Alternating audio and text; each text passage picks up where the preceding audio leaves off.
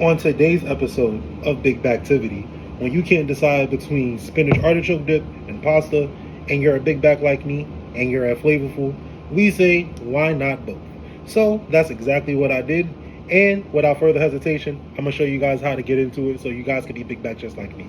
So let's get started. Alright, so to get started, we're going to start out with some boneless, skinless chicken breast in a bowl. Now, before you add your chicken into your bowl, please make sure that you wash and clean your chicken first. And before you come in my comments saying, oh, I don't need to wash my chicken, I bet you don't wash your legs in the shower either. Go argue with your bald-headed mama. Now, if anybody else who has common sense, wash and clean your chicken, put it in a bowl, and then we get started. To our wash and cleaned chicken, we're going to add some garlic powder, some crushed red pepper flakes, some onion powder, some lemon pepper, some garlic and herb dash seasoning, some black pepper, and lastly we're going to add in some dry parsley flakes. We're going to give this a good mix, and then we're going to either air fry it, grill it, or bake it until it's fully cooked. Alright, so while our chicken is cooking, we're going to get started with all of our other prep work. First, we're going to start out with a pot of salted water. We're going to bring that to a rolling boil. Once that gets to a rolling boil, we're going to add in our noodles and we're going to cook it until it's al dente, about 10 to 12 minutes. Once it's done cooking, we're going to drain it, set it aside. Alright, now that we got our noodles and our chicken cooking, now we can get started on our spinach. To a large skillet, we're going to get that on high heat with some olive oil. Once your olive oil is hot, you're going to add in some minced garlic. Now, if you're like me and you didn't feel like mincing fresh garlic, you can use dry garlic as well, and it's going to come out the exact same way. Once your garlic gets fragrant, we're going to add in our spinach. Once we add in our spinach, we're just going to add in a little bit of salt just to help with reducing some of the water content in the spinach. We're going to cook this down. It may look like a lot now, but if you cook spinach, you know this is going to cook down to pretty much nothing. Once our spinach has cooked down, we're going to cut the heat and set it aside. Alright, now we're going to get started with our caramelized onions. To a pan, we're going to add some olive oil, and we're going to bring that up to high heat. Once our oil is hot, we're going to add in our onions, and then we're going to begin to add in a little bit of salt, just like we did our spinach, so that the water can cook out of the onions a little bit. Then we're going to cook it until it starts to get some color. Once it gets a little bit of color to it, then we're going to add in some butter.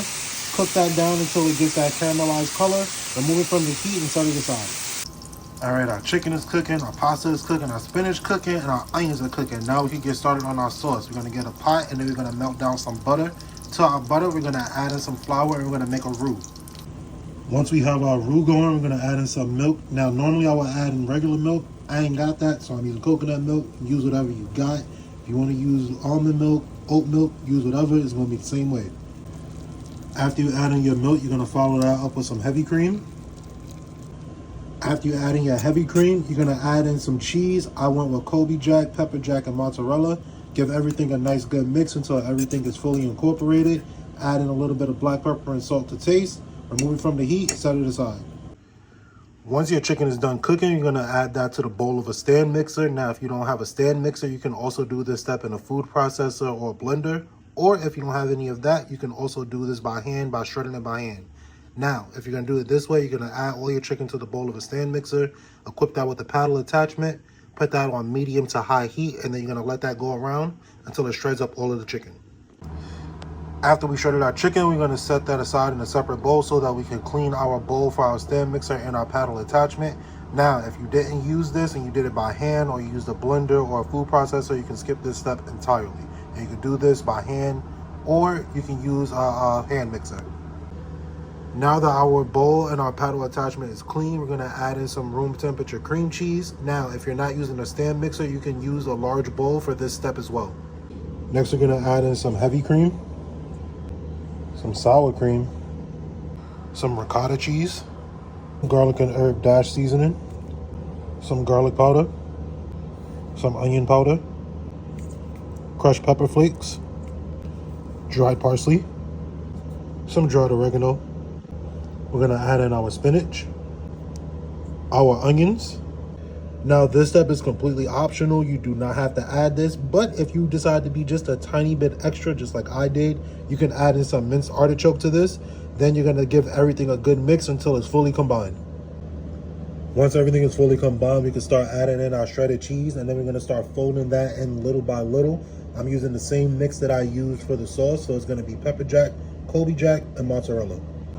Once everything is all mixed and combined together, now you can get started on assembling your pasta. You're going to put your pasta noodles in an aluminum pan. Now you can use a regular pan if you want to. If you want extra dishes, I got enough dishes to do already, so I'm using an aluminum pan. Use whatever you want by all means. Now, once you have your noodles in your pan, you're going to add in your cheese mixture, your sauce, and your chicken. You're going to give everything a good mix. Once everything is fully combined, you're going to top that with some more shredded cheese.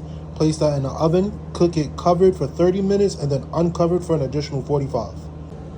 Now you know it's done when it's nice and golden brown like this all over. Then you can take it out of the oven and then we can begin to plate it up. Once you got it all plated up, now we can get ready to dig in. Look at that, look at that, look at that. Now if your pasta did not come out looking like this, then you definitely did not follow my instructions, and I'm gonna need you to go back to the drawing board and redo it again.